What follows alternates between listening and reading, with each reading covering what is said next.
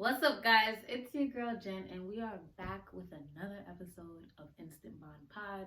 This is episode 2, and I'm so excited to be here with you guys to share some space. So thank you for allowing me to be in your space and sharing energy, and thanks for tuning in. So without further ado, today's episode, we are going to be talking about the difference between self-love and self-care. I touched on it a little bit in the first episode, the intro episode. So that if you haven't listened, go back, listen to that, and then come back. But a lot of people were reaching out to me to discuss that topic, and I thought it would be a great way to start off the season. So we're gonna hit off episode 2 with that.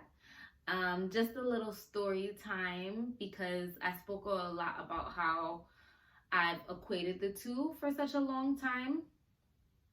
And so basically the Instant Bond podcast is based off the game that I created, Instant Bond. And I created that game like 3 years ago. Yeah, like I think this November or something like that will be like 3 years, 3.5 years. And so the game is broken off into segments of friendship questions, sex questions, and questions about the self. And I actually have the game here, and you can buy it. Oh, hold on. You can buy it on Etsy as well. Etsy.com/Instant Bond game. And so I'm just showing it to you guys also on YouTube if you're watching versus listening on like Spotify or something. And so one of the questions when I was playing was something like, how do you love yourself, or what's the best ways in which you love yourself? Something along those lines. And my answer was by doing whatever it is I want to do when I want to do it. And for me, I thought that was self-love, which, you know, it sounds good, right? Like, it sounds like, well, that sounds pretty dope, Jen. You want to go on vacation? You go on vacation. You want to take a day off of work? You take a day off of work. The problem is that it's not self-love. That's more of self-care. And so for me, I thought that if I was doing all these things like working out, eating well, doing what I wanted to do when I wanted to do it, that meant that I loved myself. Because it's like, well, I'm doing everything for me. You know what I mean? It's like almost like I'm learning to be selfish. So that means that I love myself. But really and truly, self-love is not an act. It's a decision. And it's really just that simple. I think sometimes, you know, especially now with it being such a huge topic, we are overthinking it. We think that it's all these other things, or we think that we have to do certain things in order to feel as though we are acting in the name of self-love. But really, self-love is just a decision. The same way we make a decision to be a good spouse, be a good partner, go to work every day, feed ourselves, go to the gym, like all those decisions that we make, it's the same thing. And so self-love is just really simple. And I don't know how it's gotten so complicated. I don't know how it's gotten to the point where it's like a chore. You know what I mean? Where it's like, oh, if I'm not doing X, Y, and Z, that means I don't love myself. No, it's just simply waking up every day and saying, I love me. And believing it.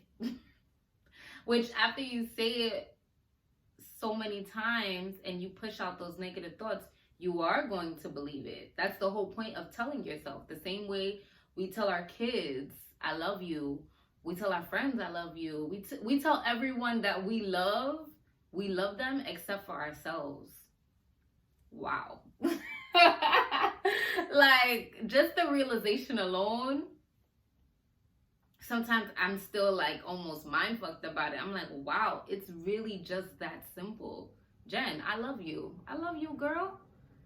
And once you do that, you know that everything you're doing is not malicious.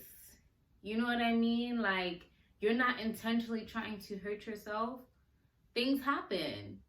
And so, part of the journey in coming to that realization is knowing that, like, I can't control the people around me. I can't control the things that happen. And that realization alone has helped me to, like, break free of my need for control. I think we all have a need for control in some way or another. So it's so easy for people to be like, girl, just love yourself. Girl, just love yourself. But, like, how? Make the decision. And so when you make the decision, that means you are letting go of the things that you can control. You are tackling the things that you can control yourself. Really and truly, that's it. You are just tackling yourself, which just means that you're making the decisions that you need to make to better yourself. Whether that be eating healthier, whether that be going to the gym, whether that be, you know, tackling your inner child and, you know, the quote unquote demons. I put that in quotes because I feel like demons is a really harsh term to use for ourselves. So just for lack of better word, those are the things that you can control, right? You can control the way you respond to situations. You can control the way that you respond to the people in your life. You can't control what they tell you. So that realization helps you to, like, let go and just be like, you know what? I love me. I know that I'm doing the best that I can do, and I'm giving myself grace. And we've heard that word, that term, you know, being used a lot lately, but it's really so true. It's just like, you just have to, like, let go, let God. Give yourself grace to know that, like, life is a journey and you're in it for the long haul, you know, and you don't know the answers. You've never been here before. Tomorrow is a new day that none of us know what will bring. How can you expect yourself, how can you, like, drive yourself crazy and expect yourself to do X, Y, and Z, and you don't even know what tomorrow is going to hold. You don't even know what the next hour is going to hold. You know what I mean? So it's really just living in the moment and giving yourself grace for tackling whatever comes your way, however you tackled it, and learning from that. Because sometimes we're going to be like, damn, I could have handled that situation better, yo. But in the moment, you didn't. Okay, so now you reflected, you realize you could have handled it better. Maybe it causes for an apology to someone. Maybe it just causes you to reflect on yourself and your emotions, and how you react to situations and why you reacted that way. You know what I mean? You can figure out what the trigger was to make you react that way. And then you just move forward to be the better you the next time around. So self-love, again, is just a decision to love yourself every single day in spite of all of your quote-unquote flaws. Self-care now is the act. It is the thing that we do to pour into ourselves to make ourselves feel better. And it's important when we say feel, because feeling is attached to an emotion. So even if you don't necessarily know what the emotion is, you know that you're feeling something. You know what I'm saying? Like, there's so many emotions that we have, and we may not always be able to articulate those emotions. Like, we just use the same ones: angry, sad, happy, mad. Like, you know what I mean? But there's other emotions that we can be feeling that we're not even realizing, like lonely, you know? Sometimes you think you're upset that your partner is at the bar with his homeboys, but really and truly, you're not upset. You're just feeling a little lonely and you don't know how to articulate that. So self-care is the act, and it's doing all the things that we need to do to feel better, or what we think we need to do to feel better. So, sometimes we can say like, oh, I'm going on vacation because I need a mental break. I'm going to use that as an example. That's an act of self-care, not necessarily an act of self-love. Because whether you go on that vacation or not, you need to make the decision to love yourself. You guys get what I'm saying? So, again, when we feel good, you know how they say like, when you look good, you feel good. That's why they say like getting dressed is an act of self-love, but it's not. It's an act of self-care because it's an action that we're doing. We're getting up, we're getting dressed, we're putting on our makeup, we're putting on our best outfit or whatever it is to make ourselves feel good. And there's nothing wrong with that. You know what I mean? But for me, for example, again, I thought that doing those things meant that I love myself. But it doesn't. You can do all the things and still feel empty inside. You can do all the things and still not be able to face yourself in the mirror. That's kind of wicked when you think about it, no? Like, I'm doing all these things. I look good. I smell good. I feel good. I have all these amazing people that I've put around me. I'm intentional about my space. We're saying, and doing all these things. And then you can't even face yourself in the mirror. You can't even look at yourself in the mirror and say, I love you, without those negative thoughts creeping in your mind. Without those negative thoughts being like, oh, word, you love you, but you got scars on your belly. Oh, yeah, you love you, but yesterday you didn't even complete X, Y, and Z. Oh, yeah, you love you. Like, I love me, period. That's when you mastered self-love. And it takes time. It's not something that like you can do in one day. But I think once you have the tools to know what it means, it makes it a little bit easier. You know what I'm saying? Like, I know that these are my flaws.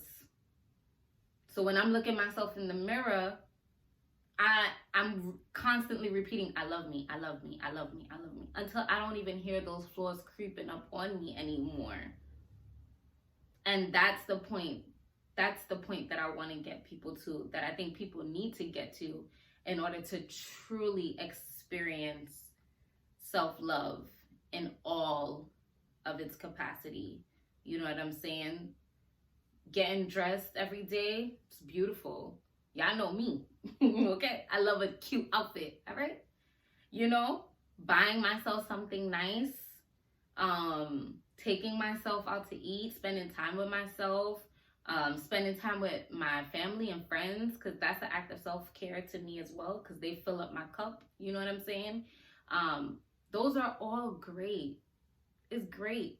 And from the outside looking in, you can look so happy. You can look so fulfilled. But really and truly, if you are not making the decision to tell yourself that you love you and mean it, none of it matters. None of it matters. So I'm going to leave it there. And we're going to end with the question of the day. And the question is, when's the last time you told yourself you love yourself? And I think a lot of people will be surprised with how long it's probably been. So I want to leave you also with this assignment to look at yourself in the mirror at night while everyone's chill. The kids are probably going to bed, they're fed, everyone's taken care of. You done took your nice bath, your face is washed, your makeup's off, your body is clean. And I want you to look in the mirror and keep telling yourself, I love me. I love you. And allow all of those negative thoughts to drift.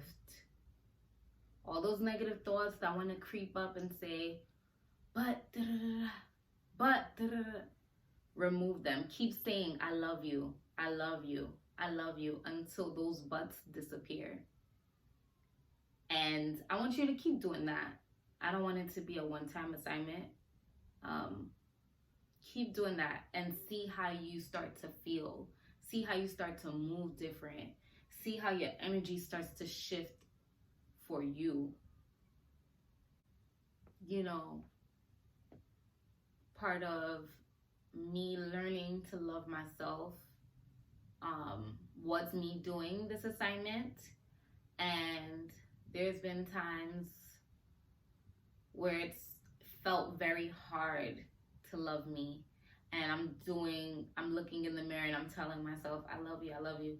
And I literally start bawling, crying. I can almost cry right now. Bawling, crying, because I felt like I was lying to myself.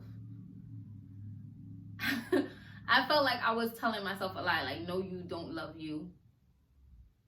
No, you don't. And I never felt that way telling anyone else that I love them. So it's like, what the hell? You know? I'm like, why am I crying? Why am I not even believing myself? That's kind of crazy. And so that's why I think an assignment like this is so important for us to do, because